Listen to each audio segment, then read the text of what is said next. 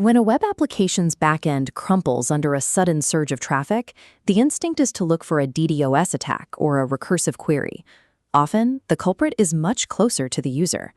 Front-end engineering heavily emphasizes how to initialize data fetching, how to mount components, and fire off requests. But there is a glaring lack of training on how to destroy those requests when they are no longer needed. Think about the interactions in a standard single-page application. A user types quickly into an autocomplete field, or rapidly toggles between tabs on a heavy dashboard. Every single keystroke or click spawns a brand new network request. If the user navigates away before those responses resolve, the browser doesn't automatically cancel the requests. They remain in flight, hitting the backend server and consuming expensive compute cycles for a user who has already moved on. This server-side waste mirrors a compounding invisible memory leak occurring simultaneously within the browser's own memory heap.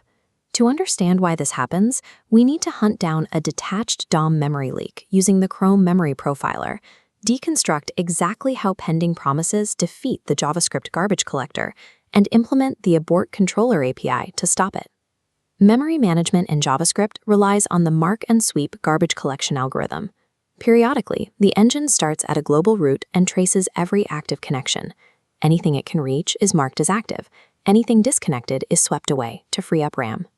A root is an active starting point, like global variables. If an object traces back to a root, it survives. When initiating an HTTP request, the browser's web API holds a firm root reference. This promise extends a direct link to your callback function. In modern architecture, callbacks defined inside a component are bound to its lexical scope. As closures, they permanently capture that state, including heavy UI elements, waiting for the network response. Erasing pixels from the display does not erase underlying data structures. When unmounting a dashboard, if a pending request exists, the web API retains the promise, preserving the closure and the entire component. To prove this is happening, we capture a heap snapshot in Chrome DevTools. By taking successive snapshots after navigating away from a view, we can isolate objects that should have been deleted. We force the leak to surface by rapidly clicking back and forth between a heavy data fetching route and a static page. Each click triggers a fetch, but we leave the page before the fetch resolves. We are specifically looking for a detached DOM node. This is an HTML element removed from the active document tree, no longer visible on screen, but still referenced by JavaScript memory. In the DevTools search bar, we type detached HTML div element to filter the heap. This strips away the noise and leaves us with the exact orphan nodes created during our rapid clicking. The retained size column reveals the true scale of the bloat. A single isolated element can hold megabytes of RAM hostage, multiplying with every rapid, unmanaged navigation. Selecting one of these detached nodes opens the retainers tree at the bottom of the interface. Following the chain, the detached DOM element is held by a component context, held by a closure, tracing back to a pending promise.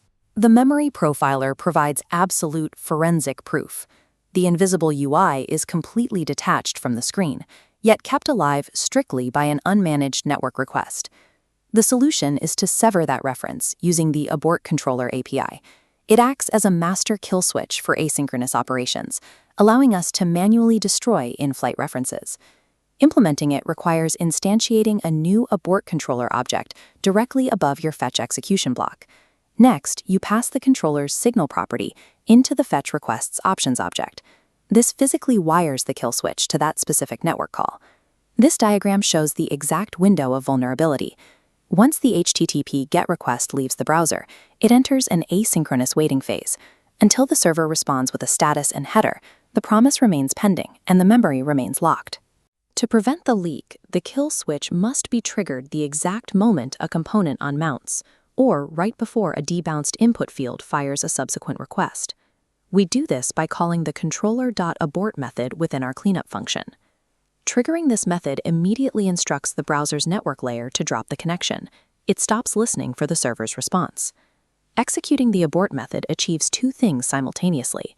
It saves back-end compute load by closing the socket, and instantly forces the pending promise to reject, severing its hold on the component. But forcing a rejection introduces a new problem. Severing the request snaps the execution thread and forces the promise into an immediate, violent rejection state. If your code isn't prepared for this, that rejection bubbles up through the application as an unhandled rejection exception. Leaving these exceptions uncaught floods your telemetry logs with false positives. It can trigger global error boundaries and destabilize the user's workflow, turning a memory cleanup into an application crash. To handle the shrapnel, you must wrap your async logic in unified try-catch blocks. Inside the catch block, you need specific conditional logic.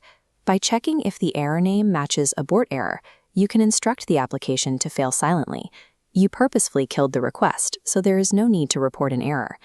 Developers must wrap their execution logic to guarantee that this intentional, healthy destruction of a request isn't misclassified by the system as a critical crash. Engineering a robust front-end architecture requires an explicit contract. You must manage the end of life of your asynchronous operations just as rigorously as their initialization. We can watch this architectural fix play out at the engine level to prove the theory. Here is that massive retained memory footprint attached to an unmounted component. The abort command acts as a pair of scissors, slicing right through the pending promise and severing the stubborn root connection holding the closure together. Without that tie to the web API, the JavaScript garbage collector immediately reclaims the entire closure and frees the RAM. By combining AbortController with graceful error handling, engineers guarantee flat memory footprints across long user sessions, eliminate overlapping race conditions, and protect their backend architecture from processing a stampede of zombie traffic.